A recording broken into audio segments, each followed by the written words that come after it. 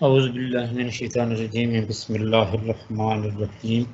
اللہم صلی علی سیدنا محمد وعلی آل سیدنا محمد واصحاب سیدنا محمد وبارک وسلم۔ یہ اس سے پہلے جو ہمارا لیکچر تھا تو یہ سورہ حجرات، یہ آیت نمبر 1 سے لے کر 9 تک ہم اس کا ترجمہ اور تشریح یہ پڑھ چکے ہیں۔ یعنی ترجمہ بھی میں نے جو ہے نا اس کا ان آیات بینات کا ترجمہ بھی آپ کے سامنے کیا، اور ان سے متعلقہ یعنی آیت نمبر 1 سے لے کر 9 تک ان کی میں نے مختصر طور پہ تشریح بھی آپ کے سامنے رکھی۔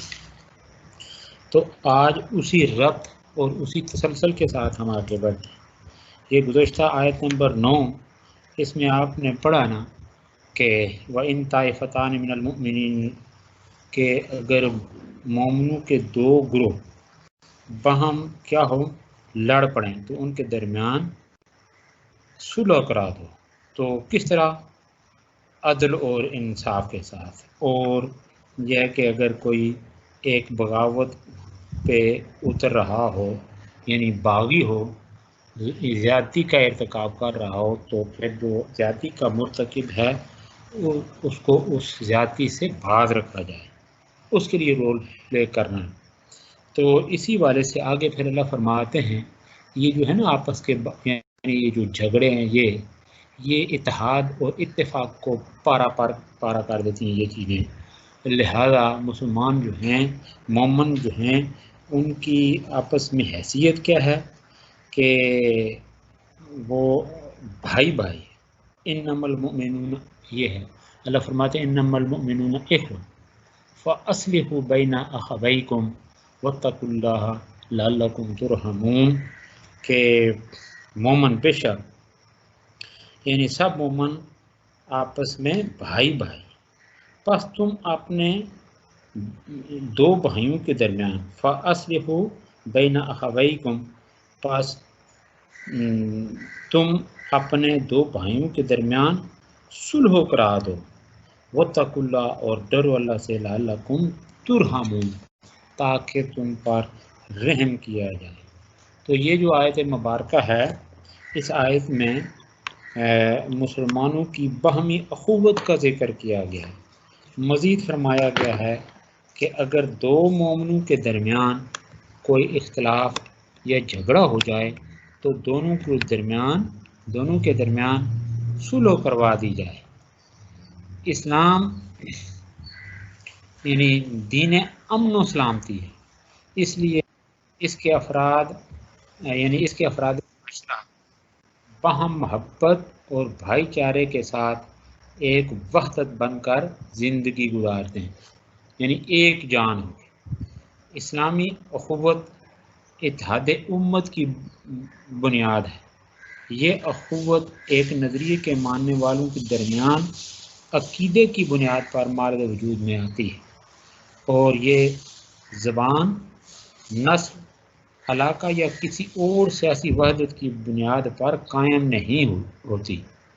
اسی والے سے یہ سورہ توبہ میں اللہ تعالیٰ کا ارشاد ہے والمؤمنون والمؤمنات بعضهم اولیاء بعض، کہ مومنین یعنی مومنین مرد اور مومن اور مومنات ایک دوسرے کے دوست ہیں۔ مسلمانوں کی اخوت دین کے رشتے کے تحت مارد وجود میں آتی ہے۔ اس حوالے سے قرآن مجید میں مزید ارشاد ہے کہ وَأَلَّفَ بَيْنَ قُلُوبِهِمْ لَوْ أَنفَقْتَ مَا فِي الْأَرْضِ جَمِيعًا مَا أَلَّفْتَ بَيْنَ قُلُوبِهِمْ، یعنی اللہ نے ان کے دلوں میں الفت پیدا کر دی، اگر اس الفت کی خاطر آپ جو کچھ زمین میں ہے خرچ کر دیتے تو ان کے دلوں میں الفت پیدا نہ کر سکتے۔ اسلامی اخوت کے نظریاتی پہلوؤں کو یوں بھی سمجھا جا سکتا ہے کہ حبشہ سے آنے والے حضرت بلال اور روم سے آنے والے حضرت صہیب اور فارس سے آنے والے حضرت سلمان فارسی، تو آپس میں اخوت کے رشتے میں منسلک ہو گئے۔ مکہ سے جا کر مدینے میں آباد ہونے والے مہاجرین وہاں کے انصار کے بھائی بھائی بن گئے، لیکن غیر مسلم قریشی جو تھے وہ آپس میں بھائی نہ بن سکے۔ تو گویا کہ یہ جو اسلام ہے یہ اور قرآن مجید کی جو جب ہم تعریف میں آپ کے سامنے قرآن کو قرآن کہتے کیوں ہیں، اس وجہ سے کہ بھائی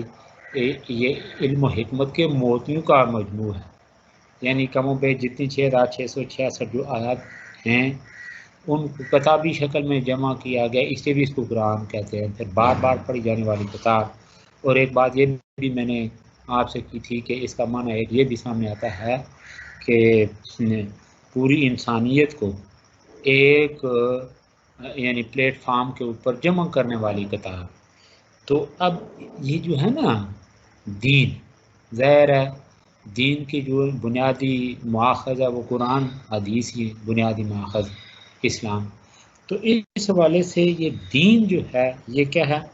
کہ اس کے قبول کرنے والے آپس میں گویا کہ یہ دیکھیں نا افراد و تفرید، علاقائیت، فلاں، حسب و نسب، پھر رنگ و نسل، یہ ساری چیزیں کوئی معنی نہیں رکھتی ہیں۔ تو گویا کہ اگر کوئی چیز جوڑنے والی ہے انسانوں کو باہم جوڑنے والی وہ یہ دین ہی ہے۔ تو اس حوالے سے ابھی یہ جو بات ہوئی کہ فلاں فلاں جو ہیں یعنی حبشہ سے آنے والے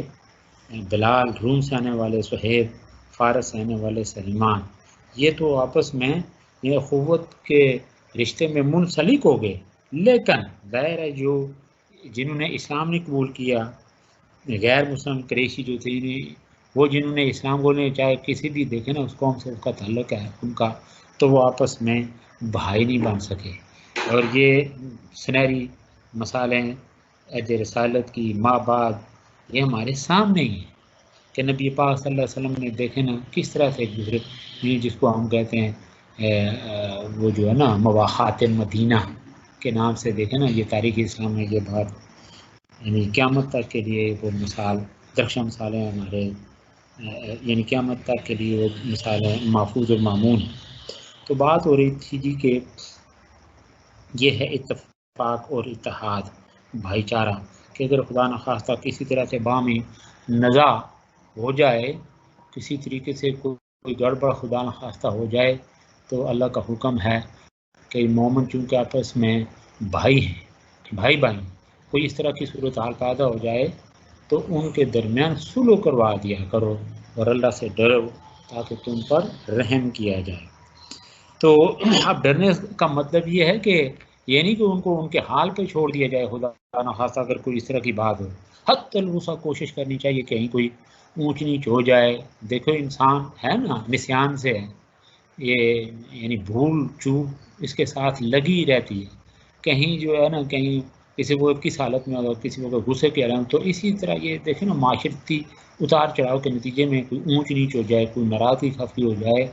تو اچھے لوگوں کا رویہ اور معمول یہ ہونا چاہیے کہ وہ بھی اسی طرح سے تڑپ اٹھیں کہ بھائی یہ آپس میں مسلمان کیوں ایک دوسرے سے ناراضگی جو ہے کہ اسلام اجازت نہیں دیتا۔ اللہ کے نبی فرمایا کہ کسی مومن کے لیے جائز نہیں ہے کہ وہ 3 دن سے زیادہ اپنے بھائی کے ساتھ جو ہے نا وہ روٹھا رہے، 3 دن یا 3 راتیں۔ تو پھر جو ہمارا کلچر ہے یا کسی وقت ہم عنایت کے اس حد تک آ جاتے ہیں کہ دوسرے کے ساتھ بات تک پھر وہ حد فاصل وہ چیزیں بن جاتی ہیں ہمارے درمیان، یہ چھوٹی چھوٹی ناراضگیاں، ایک دوسرے کے ساتھ بات کرنا، سلام،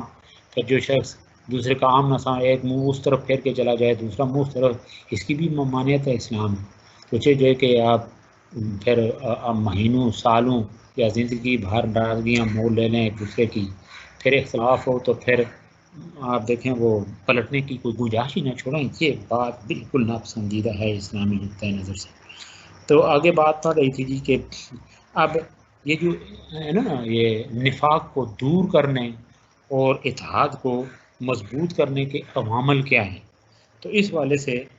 یہ اللہ فرماتے ہیں کہ نیکی کے کاموں میں اگر تعاون کیا جائے اللہ کے حکم کے مطابق کہ تعاون علی البر والتقوی،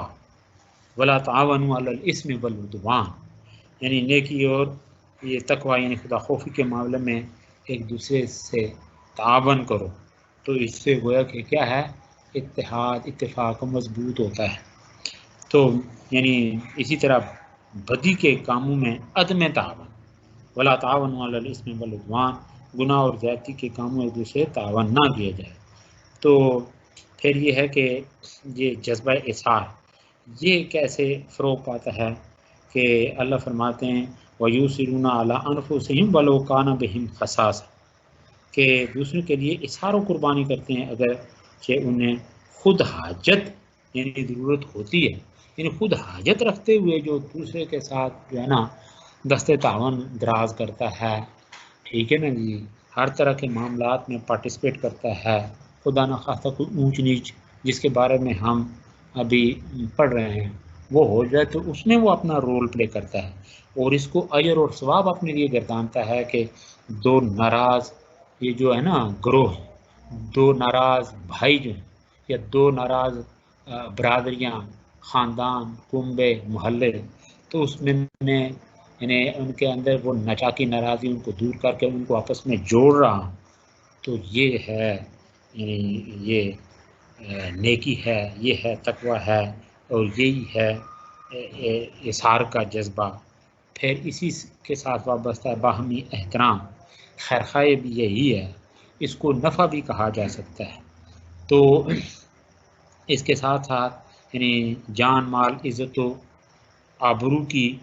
باہم حفاظت، یہ دیکھیں نا جب اس طرح کی صورتحال ہوتی ہے نا گویا اس سے مثالی معاشرہ مرز وجود میں آتا ہے، تو لوگ یعنی اچھائیوں کو فروغ ملتا ہے، برائیوں کا تدارک ہوتا ہے، برائیاں گھٹتی جاتی ہیں، اور اس کے ساتھ ساتھ یہ ہوتا ہے کہ ایک دوسرے کے اوپر پھر سارے جو ہے نا وہ سلام بھیجتے ہیں، سلامتی کا رویہ وہ سامنے آتا ہے، رویے اچھے ہوتے ہیں۔ تو پھر یہ ہے کہ خدا نخواستہ کسی طرح کا کوئی مشکل یا مصیبت آ پڑے وہاں سارے لوگ پارٹیسپیٹ کرتے ہیں، نہیں تو ایک دوسرے کے ساتھ اگر دیکھیں نا تصادم ہو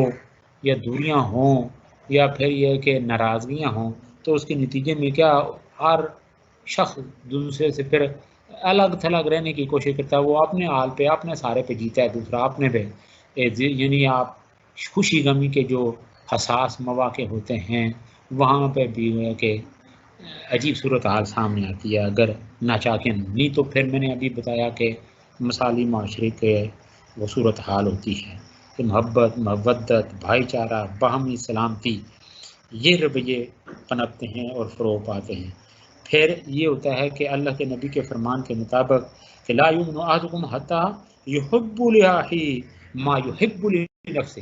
یہ صورتحال سامنے آتی ہے کہ دوسرے کے لیے یعنی جو چیز اپنے لیے پسند کرتا ہے وہ دوسرے کے لیے پسند، اسلامی تعلیمات ہیں یعنی یہ اس طرح کی اگر صورتحال اور پھر آگے بڑھیں تو اور باتیں، یعنی آپ اس کو جس طرح میں جس طرح سے دفاع اس کے اندر حلاوت، مٹھاس اور شیرینی پیدا ہوتی ہے، پھر یہ ہے کہ ہمدردی کی گویا کہ گہری باتوں میں انسان اترتا جاتا ہے کہ یہ اگر میں نے وہ آپ کے لیے اچھا سوچ رہا ہے میں اس کے لیے اچھا سوچ رہا ہوں، تو میں نے ابھی بتایا مثالی معاشرہ، مثالی معیشت، اور یہی ہے ہمارا اللہ کے فضل و کرم سے مثالی مذہب کہ جو ان باتوں کی ہمیں تلقین کرتا ہے۔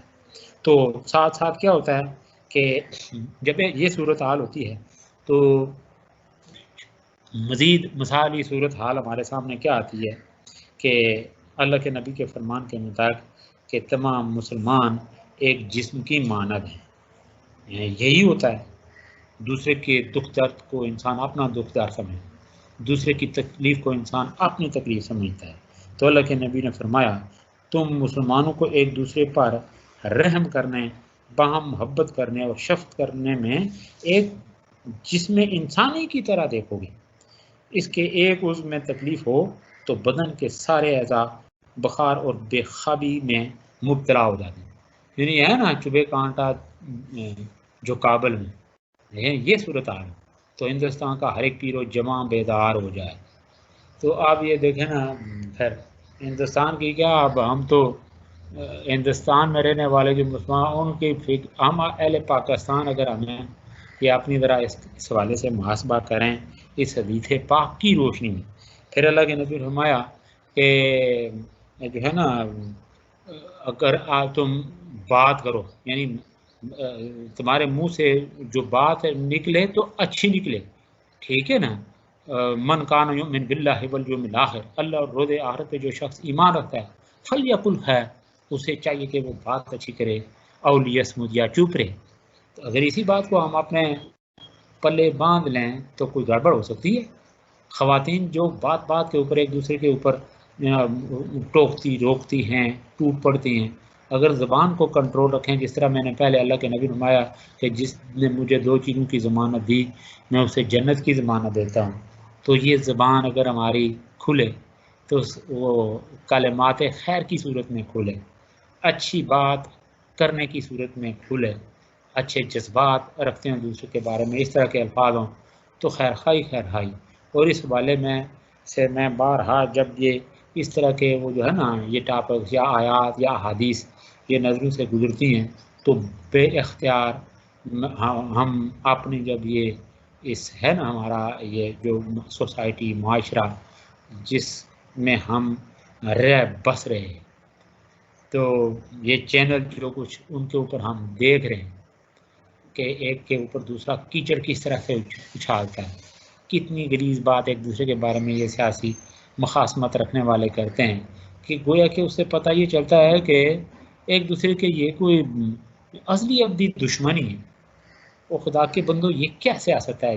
اس طرح کی سیاست کیا اسلام میں اس کی جوازیت ہے کہ آپ دوسرے کو بالکل جو ہے نا مٹانے کے اوپر تل جائیں، اس کو بالکل اس کا وجود برداشت کرنے کی آپ کے اندر ہمت اور صلاحیت نہ ہو. تو یہ چیزیں اسلامی نقطۂ نظر سے بالکل ناجائز ہیں کہ آپ کسی کے بارے میں پھر اتنی غیبت، اتنے بہتان، اتنا جناب ہے بغض، وہ الفاظ کی صورت میں وہ نکلتا ہوا نظر آتا ہے. یہ بغض، یہ عجیب قسم کے ناپاک الفاظ ہم ایک دوسرے کے بارے میں استعمال کرتے ہیں. یہی چیزیں جو شر و فساد کی طرف لے جاتی ہیں. جھگڑے ہیں اس میں یہ ہوتا ہے دوسرے کو نیچا دکھانے کے لیے ہم اس حد تک بھی جو ہے نا دریغ کرنے سے نہیں رہتے، یعنی بے دریغ ہم یہ کام شروع کر دیں ٹھیک ہے جی اس کو، تو ملک کی ہم پرواہ نہیں کرتے. ہم اپنے معاشروں کی بالکل کسی چیز کی ہمیں پرواہ نہیں ہوتی. تو ساری چیزیں جو ہیں نا ان کو یہ ان تعلیمات کو جس حوالے سے یہ بھی جس آیت مبارکہ کو ہم زیر اس کی جو ہے نا آپ کے سامنے میں یہ تفصیلات رکھ رہا ہوں. یہ دیکھیں یہ دیگر وہ متعلقہ جو آیات ہیں ان کی روشنی میں، احادیث کی روشنی میں جو کچھ آپ نے سنا تو پھر اپنا اگر محاسبہ کریں اس حوالے سے تو ہم کہاں سٹینڈ کرتے ہیں. گویا کہ ہمارا ہر وہ سٹیپ جو ہم اٹھا رہے ہیں یہ اس قرآن اور سنت کے خلاف، اس طرح کی باتیں کریں، اس طرح یعنی دوسروں کی دل آزاری کریں، الٹے سیدھے نام رکھیں، آگے یہی چیزیں آ رہی ہیں. یا ایھا الذین آمنوا اگلی آیت میں یہ دیکھیں نا آ رہا ہے، یا ایھا الذین آمنوا لا یسخر قوم من قوم عسى ان یکون خیرا منهم ولا نساء من نساء عسى ان یکن خیرا منهن ولا تلمزوا، ابھی یہ جو باتیں میں کہہ رہا تھا آپ سے، ولا تلمزوا انفسکم ولا تنابزوا بالالقاب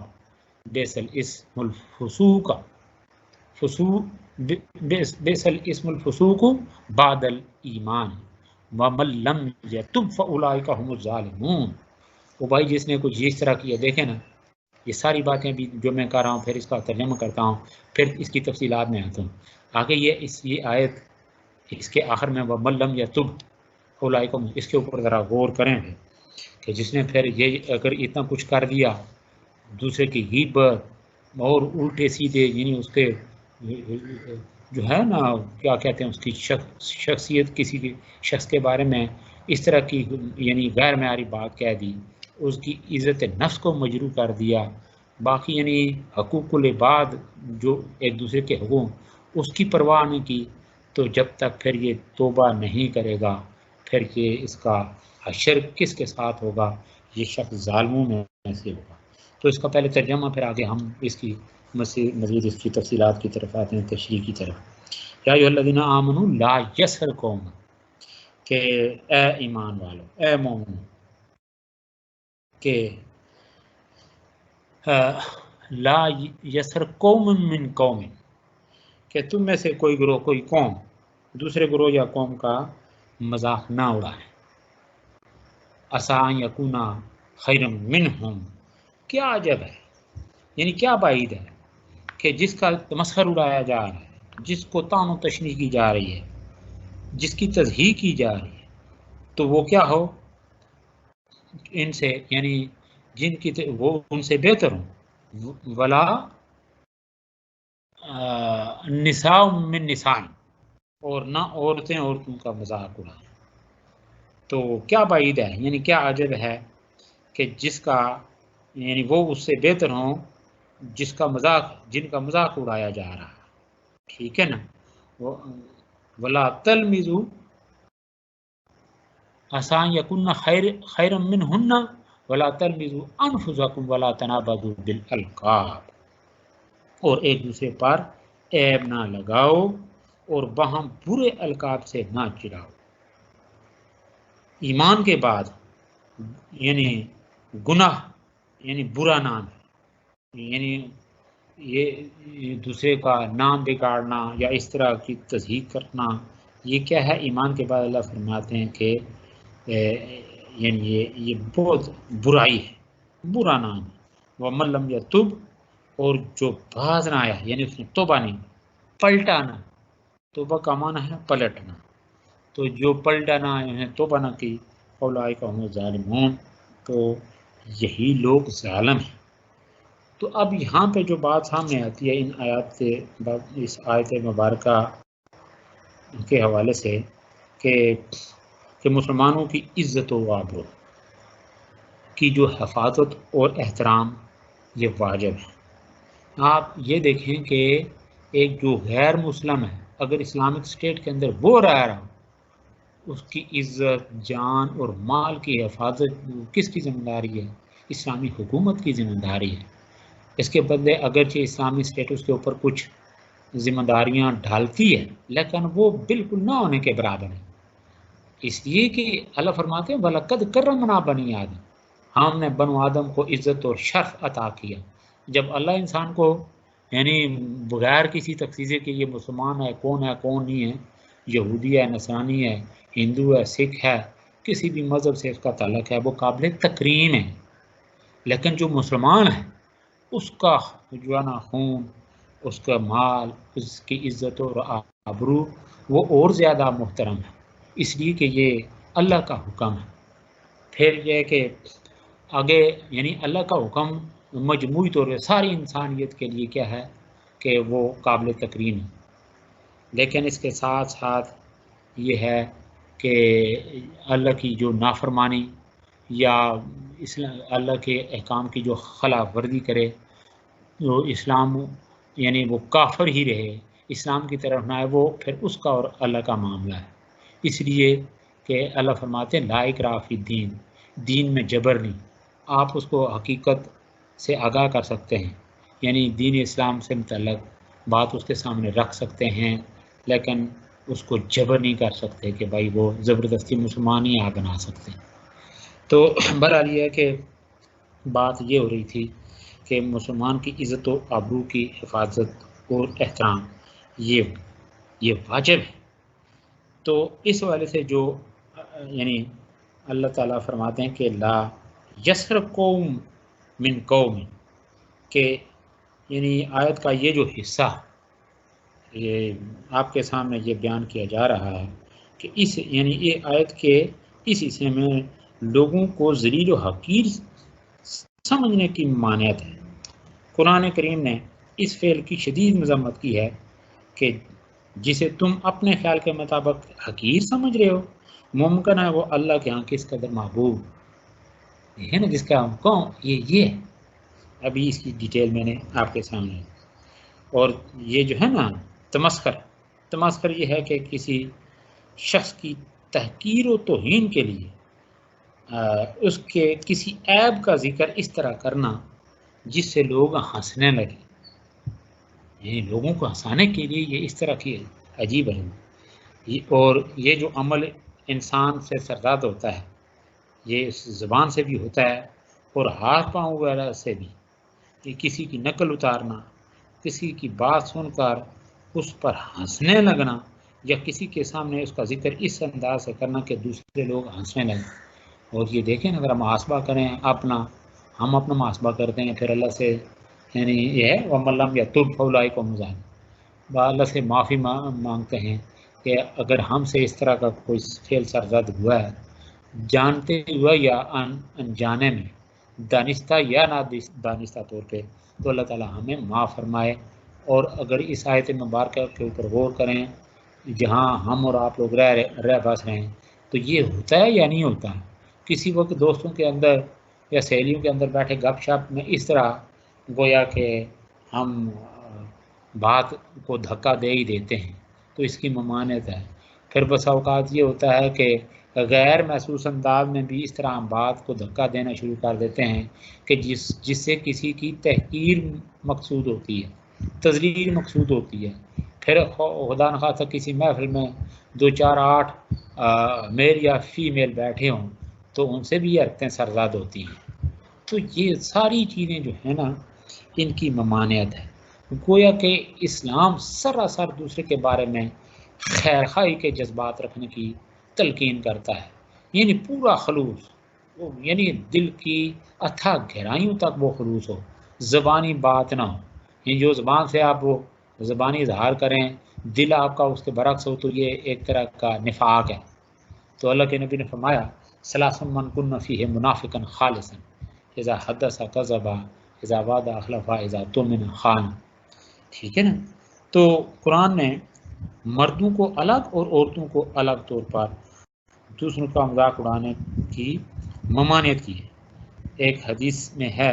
کہ ایک خاتون نے دوسری خاتون کے قد کے بارے میں کوئی حقارت آمیز الفاظ استعمال کیے تو نبی پاک صلی اللہ علیہ وسلم نے فرمایا تمہاری اس بات کی کڑواہٹ اگر سمندر میں ڈالی جائے تو اس سے اس کا پانی کڑوا ہو جائے۔ ذرا غور کیا آپ نے؟ تو اسی طرح پھر ایک اور بات میں نے جو ابھی باتیں کی، یہ بھی آج کل ہے، ذرا محاسبہ کریں اپنا کہ کسی کے بدن، شکل و شبہ، قد و قامت، چلنے کے انداز، کسی کے گفتگو کرنے کے انداز، ہاں اگر کوئی یعنی کوئی توتلا ہے تو اس کی نقل اتارنا، اچھا اس کی کسی عادت، اس کے خاندانی تعلق، کسی کی غربت، کسی کے ان پڑھ ہونے، کسی کے قبیلے، کسی کے پسماندہ علاقے سے تعلق رکھنے، اس کے قبیلے کی کسی عادت کا تانا دینا، کسی کو فاسق، کانا، گدھا، الو کہنا، کسی کے مسلمان ہو چکنے کے بعد اس کے سابقہ مذاہب کا اسے تانا مارنا، یہ سب تمسخر میں شامل ہے اور اسلامی نقطہ نظر سے حرام ہے۔ یہ دیکھیں نا، لا یسخر قوم من قوم، لا یسخر قوم من قوم، کہ کوئی قوم دوسرے قوم کا تمسخر ہونا، آسان یکون خیرا منہ، یہ بات ہے کہ جس کا تمسخر شاید وہ اس سے بہتر ہے اللہ کی بارگاہ میں۔ تو پھر اور میں نے اس سے پہلے بھی ایک شاید آپ کو حدیث پاک سنائی تھی اسی طرح، یعنی اس طرح جن لوگوں کا تمسخر اڑایا جائے، غیبت کی جائے، بغض اور حسد رکھا جائے، حقوق دبائے جائیں، استحصال کیا جائے، تو اللہ کے نبی نے فرمایا کہ قیامت والے دن یہ لوگ مفلس ہوں گے۔ یعنی اللہ کے نبی نے صحابہ سے پوچھا کہ کیا آپ جانتے ہیں، اے صحابہ کیا تم جانتے ہو کہ میری امت کے مفلس افراد لوگ کون ہوں گے؟ صحابہ کے بعد نے عرض کیا یا رسول اللہ ظاہر مفلس افراد تو وہی ہیں کہ جن کے پاس درہم دینار نہ ہو، مشکل سے ایام زیست جو ہیں زندگی کے دن کٹ رہے ہیں، تو وہ یہ مفلس ہوتا ہے۔ تو اللہ کے نبی نے فرمایا مفلس یہ نہیں، مفلس تو وہ ہوگا کہ جو قیامت والے دن ڈھیر سارے اعمال لائے گا لیکن ساتھ ہی کسی کا حق دبایا ہوگا، کسی کی غیبت، کسی کی اور دل آزاری کی ہوگی، تو کیا ہوگا کہ اس کی نیکیاں جو ہیں، نیکیاں وہ ان لوگوں کی طرف جن کا حق دبایا ہوگا یا دل آزاری کی ہوئی یا اس طرح کی جس کی ڈیٹیل میں نے ابھی آپ کے سامنے رکھی، تو یہ نیکیاں یعنی ان لوگوں کی طرف چلی جائیں گی کہ جن کا اس نے استحصال کیا ہوگا۔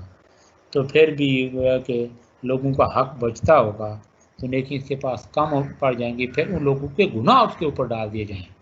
یعنی تھا بہت کچھ تو پلے ہی کچھ نہیں رہا. تو یہ وہ مفلس لوگ ہوں گے کہ گویا کہ جو اس طرح شعوری یا لاشعوری طور پہ اس طرح کی حرکتیں جن سے سرزد ہوتی ہیں پھر اس کے نتائج اس صورت میں سامنے آتے ہیں. تو بات یہ ہو رہی تھی کہ ذرا اس تناظر میں دیکھیں، میں نے ابھی بتایا کہ ہم کیا کچھ کر رہے ہیں. ہاں آپ جو چینل دیکھ رہے ہیں ہماری نظروں سے جو چیزیں یعنی ہماری نظروں کے سامنے آتی ہیں تو ہم تو توبہ ہی کرتے رہ جاتے ہیں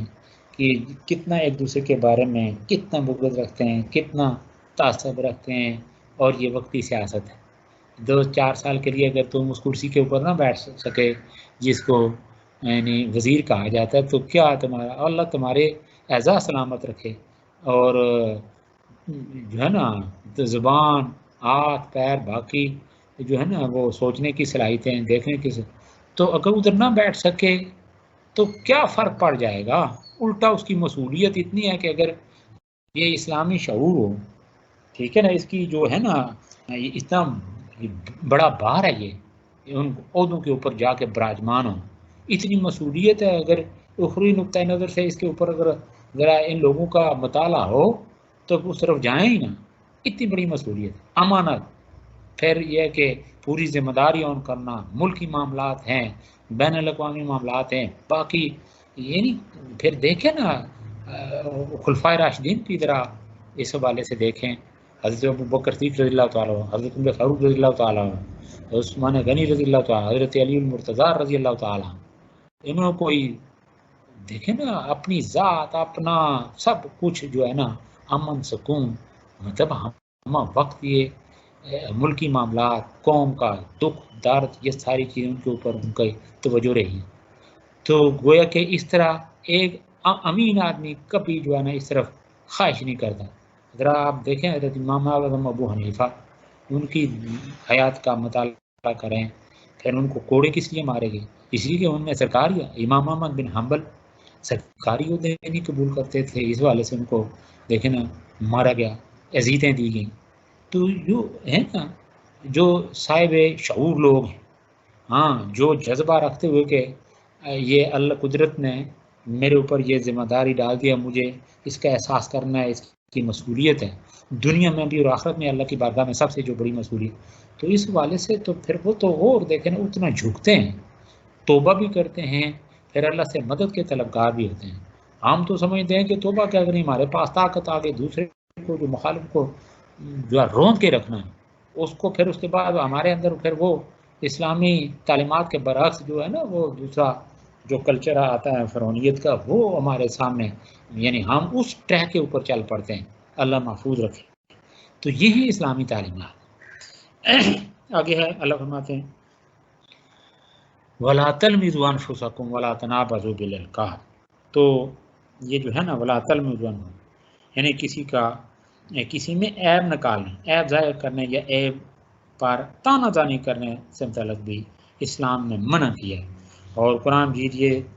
30ویں پارے میں سورۃ الہمزہ ہے، اس میں آتا ہے نا کہ ویل لکل ہمزۃ لمزہ، کہ ہلاکت ہر تانا دینے والے اور عیب نکالنے والے کی، یعنی تانا باز اور عیب تلاش کرنے کے والے کے لیے ہلاکت. تو ہمز جو ہے یہ اس کا معنی ہے کہ کسی کی عیب جوئی کرنا. لمز یعنی قول اور زبان سے تانا زنی کرنا، یعنی عمل سے ہمز اور ڈمازہ. یہ جو ہے نا ہمز اور ڈمز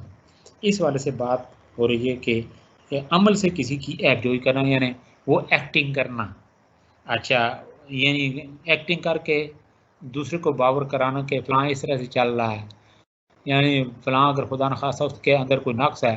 کوئی بازو میں، پاؤں میں، زبان، کسی طریقے سے کوئی ہے پیدائشی نقص ہے یا تو یہ اس کے اس طرح کی کوئی حرکت ہوتی ہے، عمل اس طرح کا کرتا ہے تو گویا اس کی بھی مذمت ہے. اور پھر قول اور زبان سے کسی کو گویا کہ غلیظ بات کہتا ہے، کوئی جو ہے نا تانا زانی کرتا ہے، تو اس کو بھی گویا کہ اسلام نے منع کیا. تو ایسے لوگ جو ہے نا اللہ فرماتے ہیں ہمازم مشائم بن امین، وہ شخص جو دوسروں کو حقیر سمجھتا. تو بہرحال یہ ہے کہ ان ساری چیزوں کی ممانعت ہے. پھر اللہ فرماتے ہیں ولا تنابزوا بالالقاب، کسی کو برے القاب سے مت پکارو، نہ پکارو. یعنی کسی کو برے القاب سے پکارنا جس سے وہ ناراض ہو، کسی کو لنگڑا، کوڑا اور اندھا وغیرہ کہنا. اسی طرح جو نام کسی کی تحقیر کے لیے استعمال ہوں تاکہ اسے پکارا جائے. جب صحابہ کرام رضی اللہ تعالیٰ عنہ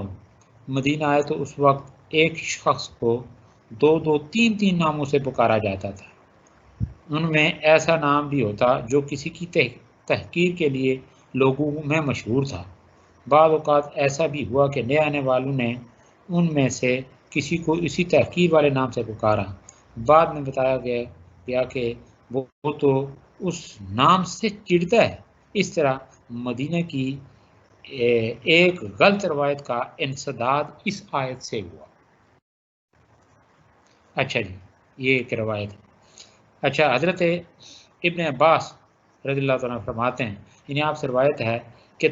تنابض بالالقاب سے مراد ہے کہ کوئی شخص کسی برے کام کا عادی تھا، مثلا وہ شراب پیتا تھا، اسے کہہ دیا جائے شرابی. بدکار تھا تو اسے زانی کہہ دیا جائے، یا کوئی اور نام دیا جائے، وہی چورا. اب اس نے اس جرم سے توبہ کر لی، یعنی اس پھر سے بعد آ گیا. اب بھی اسے اس جرم کا تانا دینا، یعنی دیکھیں نا، توبہ ہو گیا ہے نا، وَمَن لَّمْ يَتُبْ فَأُولَٰئِكَ هُمُ الظَّالِمُونَ. توبہ کر دی، معاملہ پلٹ گیا. میں نے آپ کے سامنے حدیث پاک بیان کی تھی کہ اللہ کے نبی نے فرمایا التائب من الذنب کمن لا ذنب له، کہ گناہوں سے پلٹنے والا اس طرح پاک صاف ہو جاتا ہے کہ جس طرح کبھی اس نے کوئی گناہ کیا ہی نہیں، بشرطے کہ صدق دل سے کرے، یا اللہ آئندہ نہیں کرتا اس سے پہلے جو. تو جہاں تک معاملہ بڑھتا ہے کہ اللہ پھر اس کی برائیوں کو اچھائیوں میں بدل دیتے ہیں نا، یہ دل کی کیفیات، لیکن عزم صمیم کے ساتھ. ہاں اس کے بعد اگر ہو جاتا ہے نہ چاہتے ہوئے، اس لیے کہ جس طرح اس کے اوپر یہ ڈٹا رہا، یہ نہیں کہ بھائی یہ توبہ کر کے آئندہ پھر چانس لے لوں گا، یہ اس طرح یعنی نیت کے اندر فتور نہ. تو گویا کہ بات ہی ہو رہی تھی کہ جو شخص گویا کہ کسی برے کام میں پڑا ہوا تھا، اس کے بعد اس نے توبہ کر لی. توبہ کرنے کے بعد پھر اگر کوئی شخص اس کے اوپر وہ پھبتی کس دے، یا اس کو کسی طرح وہ چور کہہ دے، یا کوئی اور تانا اس کو دے دے، تو یہ گویا کہ منع ہے اسلام. تو اس والے سے آپ صلی اللہ علیہ وسلم نے فرمایا کہ جو اس طرح کا تانا دے، جو شخص کسی مہمان کو ایسے گناہ پر آر دلائے جس سے اس نے توبہ کر لی ہے، تو اللہ نے اپنے ذہن میں لے لیا کہ اسے اسی گناہ میں مبتلا کر کے دنیا اور آخرت میں رسوا کرے. یعنی اس کا اس طرح یہ کرے گا، اس کے اوپر پھپتیاں کسے گا، تانا دے گا. تو کیا بعید کہ اللہ تعالیٰ پھر اس کو بھی جس حوالے سے یہ اسے تانا دے رہا ہے، یہ بھی اسی گناہ کا مرتکب ہو جائے پھر دنیا میں بھی اور آخرت میں ذلیل و رسوا. تو لہٰذا اس کی ممانعت ہے، اور اس کے بجائے کیا ہے جی، دوسرے کو اچھے القاب سے یاد کرنا چاہیے. نبی پاک صلی اللہ علیہ وسلم نے فرمایا دوسروں کو ایسے القاب سے پکارو جنہیں وہ پسند کرتا ہو. ٹھیک ہے نا. تو اللہ کے نبی نے اسی طرح کیا، یعنی عرب میں کنیت سے پکارنے کا رواج تھا. اللہ کے نبی صلی اللہ علیہ وسلم نے صحابہ کے بعد رضوان اللہ علیہ اجمعین کو یعنی مختلف قسم کے القابات دے رکھے تھے. مثلا حضرت ابو بکر صدیق رضی اللہ تعالیٰ عنہ، صدیق اور عتیق، ٹھیک ہے نا، اس طرح کے القابات دیے. اس طرح حضرت عمر فاروق رضی اللہ تعالیٰ کو فاروق کا لقب دیا. حضرت علی رضی اللہ، ایک تو ہے نا شیر خدا، اور ایک اسد اللہ، اللہ کا شیر اسد اللہ. تو یہ اللہ کے نبی کے عطا کردہ یہ القابات ہیں. صدیق یعنی سچے. عتیق بھی حضرت ابو بکر صدیق کو عتیق بھی کہا جاتا ہے، اس لیے کہ دیکھیں نا غلاموں کو آزاد کیا کرتے تھے. پھر اللہ کے نبی نے ان کو یہ گویا کہ خوشخبری دی کہ مخاطب کیا کہ اے ابو بکر، تمہیں اللہ نے آگ سے آزاد کر دیا ہے. یعنی اس حوالے سے بھی آپ کو عتیق بھی کہا جاتا ہے. ٹھیک ہے نا. تو اسی طرح حضرت عمر فاروق ہے، کیونکہ اسلام کے معاملے میں اور کفر کے معاملے میں یہ سخت تھے، تو فاروق ان کا نام پڑ گیا کہ حق اور باطل کے درمیان فرق کرنے والی شخصیت. باطل کے اوپر کا کوئی کمپرومائز. تو اسی طرح حضرت علی رضی اللہ عنہ اسد اللہ، اللہ کے شیر. تو پھر ان کی ہسٹریاں، ان کے کارہائے نمایاں آپ پڑھیں تو پھر تو اس والے سے گویا کہ یہ ہے نا اچھے القاب. پھر آگے جائیں جی. ایک اور بات جو ہمارے معاشرے کے اندر گویا کہ رچی بسی ہے، جہاں کہیں نہیں ہے تو وہ بڑا مثالی معاشرہ ہے، لیکن یہ کہ جہاں کہیں یہ تو بات یہ کہ اللہ تعالیٰ سے اگر پھر آگے آ رہا ہے نا واتقوا اللہ ان اللہ تواب الرحیم، اللہ سے ڈرو بے شک اللہ تعالیٰ توبہ کو. یعنی گویا کہ اوپر یہ جو آیت مبارکہ اس کا جو ترجمہ آپ کے سامنے ہوگا تو پہلے آیت سن لیں. یا ایھا الذین آمنوا اجتنبوا کثیرا من الظن ان بعض الظن اسم ولا تجسسوا ولا یغتب بعضکم بعضا ایحب احدکم ان یاکل لحم اخیہ میتا فکرہتموہ واتقوا اللہ ان اللہ تواب الرحیم. تو اے مومن، یا ایھا الذین آمنوا، اے ایمان والو، اے مومنو، بہت سے گمانوں سے بچو، بے شک بعض گمان گناہ ہوتے ہیں. ان بعض الظن اسم ولا تجسسوا ولا یغتب بعضکم بعضا، اور ایک دوسرے کی یعنی جو ہے نا جاسوسی نہ کرو. ولا تجسسوا یعنی ایک دوسرے کی ٹو میں نہ رہا کرو، اور نہ تم میں سے کوئی ایک دوسرے کی غیبت کرے. ایحب احدکم ان یاکل لحم اخیہ میتا فکرہتموہ، کیا یعنی کوئی تم میں سے اس بات کو پسند کرتا ہے کہ وہ اپنے مردہ بھائی کا گوشت کھائے؟ فکرہتموہ تم ان سے ناپسند کرا گھن کرو گے. واتقوا اللہ، اور ڈرو اللہ سے. ان اللہ تواب الرحیم، بے شک اللہ توبہ قبول کرنے والا نہایت مہربان. یہاں پہ بھی میں نے ابھی بتایا آپ کو کہ دیکھیں نا یہ ما قبل جو آیت ہے اس میں اور اس میں کتنا گہرا رابطہ ہے.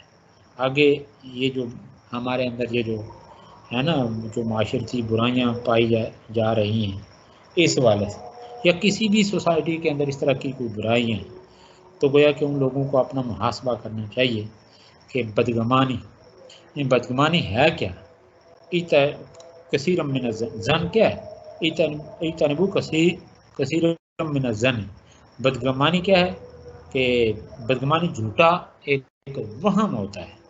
اس کا نتیجہ یہ ہوتا ہے کہ ایسا شخص دوسروں کے بارے میں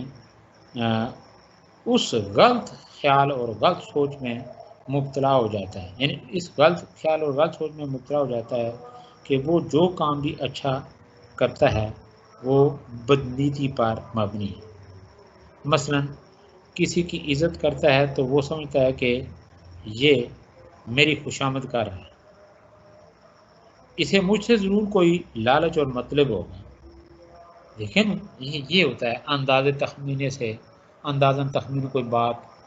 وہ جو ہے نا ذہن میں بٹھا لینا. بدگمان شخص دوسرے کے ہر اچھے کام کو بدنیتی پر محمول کرتے ہیں اور وہ دوسروں کے بارے میں غلط باتیں محض اپنے ذہن کے مطابق منفی سوچ کے تحت کہنے لگتا ہے. کسی بھی اچھے سے اچھے کام میں اسے حسن نیت دکھائی نہیں دیتی. اس ذہنیت کے نتیجے میں آپس میں نفرتیں اور دوریاں پیدا ہوتی ہیں. اور اس والے سے اگر گہری نگاہ سے دیکھا جائے تو بدگمانی جو ہے اس کے پیچھے یعنی اس کی جو بنیاد ہے وہ کیا ہوتی ہے؟ یہ حسد اور بغض کا فرما ہوتا ہے. ایک برائی دوسری برائی کو جنم دیتی ہے. اسی لیے قرآن و حدیث میں بدگمانی کی بنیادوں کو ختم کرتے ہوئے حسد اور بغض کو بڑا گناہ قرار دیا گیا. اور اللہ کے نبی نے فرمایا یعنی بدگمانی کی ممانعت میں فرمایا کہ تم بدگمانی سے بچو، یاکم وزن، تم بدگمانی سے بچو کیونکہ بدگمانی سب سے جھوٹی بات ہے. تم دوسروں کے کاموں اور عیبوں کی تلاش اور ٹو میں نہ رہا کرو، اور نہ ایک دوسرے سے بڑھنے کی بجا حوث کرو، ایک دوسرے سے بڑھنے کی بجا حوث کرو، نہ آپس میں حسد کرو، نہ ایک دوسرے سے منہ پھیرو، اور اے اللہ کے بندو جیسا کہ اللہ نے فرمایا ہے اس کے مطابق آپس میں بھائی بھائی بن جاؤ، کنو عباد اللہ اخوانا، اللہ کے بندو یعنی بھائی بھائی بن جاؤ، یہ ہیں اسلامی تعلیمات۔ تو نبی کریم صلی اللہ علیہ وسلم نے جہاں بدگمانی سے منع فرمایا وہاں ہمیں یہ بھی تعلیم دی ہے کہ اگر کوئی شخص ایسا کام کر رہا ہو جس سے بدگمانی ہو سکتی ہے تو کام کرنے والے کو چاہیے کہ وہ بدگمانی کو دور کر دے اور صورتحال کی وضاحت کر دے۔ اس کی مثال خود ہمیں نبی پاک صلی اللہ علیہ وسلم کی حیات طیبہ سے ملتی ہے کہ آپ صلی اللہ علیہ وسلم کی ازواج مطہرات میں سے ایک زوجہ محترمہ کسی ضرورت کے تحت آپ کے پاس آئیں جب آپ حالت اعتکاف میں تھے۔ آپ صلی اللہ علیہ وسلم انہیں گھر تک چھوڑنے جا رہے تھے کہ ایک انصاری یعنی دو انصاری کہ ادھر سے دو انصاری آ گئے۔ آپ صلی اللہ علیہ وسلم نے وضاحت فرمائی کہ یہ میری زوجہ ہے۔ انہوں نے عرض کی کہا کہ یا رسول اللہ صلی اللہ علیہ وسلم اس وضاحت کی کیا ضرورت تھی، یعنی آپ کو ہمیں یہ بتانے کی کیا ضرورت تھی کہ یہ میری زوجہ ہیں، حقیقت حال تو یہی ہے۔ آپ صلی اللہ علیہ وسلم فرمایا کہ شیطان دل میں بدگمانی پیدا کرتا ہے اور وہ انسان کے اندر خون کی طرح دوڑتا ہے۔ ٹھیک ہے نا، یہ آپ کے ساتھ کوئی یعنی کسی کے ساتھ کا جو ہے نا محرم رشتہ ہے، ٹھیک ہے نا، تو اس حوالے سے بھی ہوا کہ اسلام دیکھیں کیا اسلام اس حد تک گویا کہ تلقین کرتا ہے کہ بدگمانی پیدا کرنے والے جو ہے نا معاملات، پھر بدگمانی کرنا، یعنی اسلام ہر لحاظ سے اس کی مذمت کرتا ہے بدگمانی کی۔ کہ آپ صلی اللہ علیہ وسلم نے فرمایا کہ اس آپ کا یہ جو فرمان ہے جو میں نے آپ کے سامنے رکھا اللہ کے نبی کا فرمان، اس سے پتہ چلا کہ یعنی آپ صلی اللہ علیہ وسلم کے اس فرمان سے یہ پتہ چلا کہ بدگمانی شیطان کی طرف سے پیدا کی جاتی ہے اور بدگمانی سے بچنے کے لیے اسلام نے دورہ انتظام کیا۔ کیا کہ ایک طرف کہا کہ کوئی شخص ایسا کام نہ کرے یا کسی کام کو ایسے انداز سے نہ کرے کہ دوسروں کو اس کے بارے میں بدگمانی پیدا ہو، اگر ایسا ہو ہی جائے تو اسے چاہیے کہ اپنی پوزیشن اور اصل صورتحال واضح کرے۔ دوسری یہ کہ لوگوں سے یعنی دوسری جانب دوسرے لوگوں سے کہا، ایک تو صورت یہ ہوگی، تو دوسری جانب دوسرے لوگوں سے کہا کہ وہ دوسروں کے بارے میں بدگمانی نہ کیا کریں۔ گویا آپ صلی اللہ علیہ وسلم نے لوگوں کو اپنی سوچ کے رخ کو مثبت بنانے کا حکم دیا۔ تو نبی پاک صلی اللہ علیہ وسلم نے ایک صحابی کے بارے میں فرمایا کہ اگر کسی نے جنتی دیکھنا ہے تو یہ جو شخص آ رہے ہیں انہیں دیکھ لیں۔ صحابہ کرام رضوان اللہ علیہم اجمعین کو خواہش ہوئی کہ ان کے اس عمل کو جانیں جس کی وجہ سے انہیں جنتی قرار دیا گیا ہے۔ تو تحقیق کرنے پر معلوم ہوا کہ وہ کسی شخص کے بارے میں بدگمانی نہیں کرتے تھے اور دوسرے کے ہر فعل کو اس کی نیک نیتی پر ہی معمول کرتے تھے۔ تو آگے اس کے جو منفی اثرات ہیں وہ تو ان کی بھی لمبی چوڑی تفصیلات ہے، ہم آگے بڑھتے ہیں۔ اللہ فرماتے ہیں یہ بہت ساری غیبت ہے فلاں یعنی بہتان، اچھا پھر اس کے غیبت کی جو ہے نا نقصانات وہ آپ سب کو پتہ ہے کہ اس سے کیا یعنی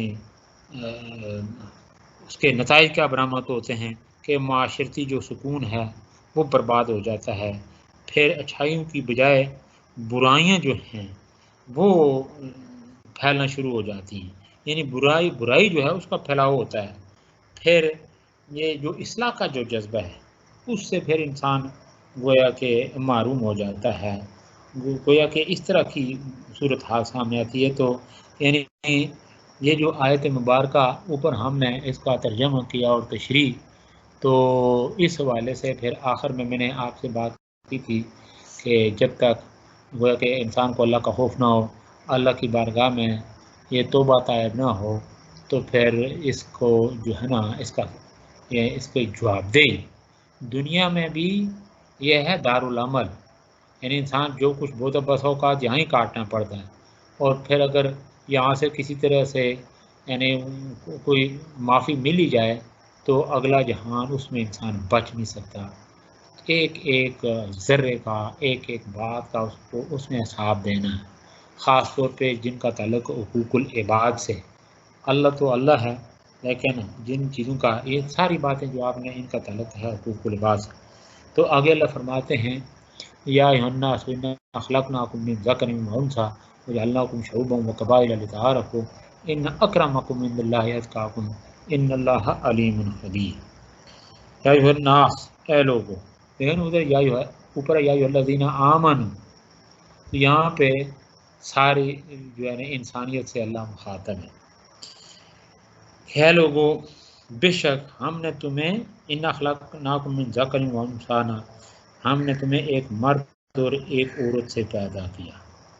وجعلناکم شعوبا وقبائل لتعارفوا، اور ہم نے تمہیں بنایا ذاتیں اور قبیلے تاکہ تم ایک دوسرے کی شناخت کرو. ان اکرمکم عند اللہ اتقاکم، بے شک اللہ کے نزدیک تم میں سب سے بڑا عزت والا وہ ہے جو سب سے زیادہ پرہیزگار ہے. ان اللہ علیم خبیر، بے شک اللہ جاننے والا خبردار ہے. تو اس آیت مبارکہ میں گویا جو ہے نا میں نے ابھی بتایا تھا، ایک تو اللہ فرماتے ہیں وَلَقَدْ كَرَّمْنَا بَنِي آدَمَ، تو تکریم پھر انسان کی جو ہے نا کیا کہتے ہیں خلقت، پیدائش، اس والے سے آگے جو پیدائش جب کوئی شخص پیدا ہوتا ہے پھر دیکھیں نا اس کے حقوق، جو قوانین بنتے ہیں پیدائش کے اعتبار سے، تو دیکھیں نا انسانی اعتبار سے سارے انسان مساوی ہیں، برابر ہیں، اونچ نیچے ذاتوں میں بٹنا فلاں گویا کہ اس کی کوئی حیثیت نہیں. تو نبی پاک صلی اللہ علیہ وسلم یعنی حضرت صلی اللہ علیہ وسلم کی نظر میں قانون سے کوئی فرد بالا نہیں تھا، بلکہ قانون کی نظر میں امیر و غریب، قریش اور غیر قریش، آقا و غلام سب مساوی تھے. ٹھیک ہے نا. اس حوالے سے یہ دیکھیں نا ایک تاریخ اسلام میں بلکہ یا تفاسیر میں بھی، سیرت کی کتب میں بھی، ہر جگہ پہ اس کا ریفرنس ہے اس واقعے کا. ایک مشہور واقعہ ہے کہ قبیلہ یعنی بنو مخزوم کی فاطمہ نامی عورت نے چوری کا جرم کیا. قریش کو فکر ہوئی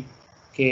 فاطمہ قریش کی معزز عورت ہے، اسے سزا ملنے سے تمام قبیلے کی بےعزتی ہو، ہے نا، ان اکرمکم عند اللہ، لہذا انہوں نے سزا سے بچانے کے لیے کی کوشش کی اور حضرت اسامہ بن زید کو، جن سے حضرت صلی اللہ علیہ وسلم بہت محبت کرتے تھے، سفارشی بنا کر خدمت نبی میں بھیجا. آپ صلی اللہ علیہ وسلم نے فرمایا اسامہ کیا تم حدود اللہ میں سفارش کرتے ہو؟ پھر آپ صلی اللہ علیہ وسلم نے لوگوں کو جمع کر کے خطاب فرمایا تم سے پہلی قومیں اسی لیے برباد ہو گئیں کہ جب ان میں کوئی معزز آدمی جرم کرتا تو اسے چھوڑ دیتے اور ادنا آدمی مجرم ہوتا تو اسے سزا دیتے تھے. خدا تعالیٰ کی قسم، اللہ کی قسم، اگر محمد کی بیٹی فاطمہ بھی چوری کرتی تو اس کا ہاتھ بھی کاٹ دیتا. یہ ہے مساوات. ان خلقناکم من ذکر و انثی وجعلناکم شعوبا وقبائل، یہ قبیلے، یہ کنبے، خاندان، یہ ذاتیں، برادریاں، اگر ان کے اندر ہم منقسم ہو گئے تو پھر یہ جو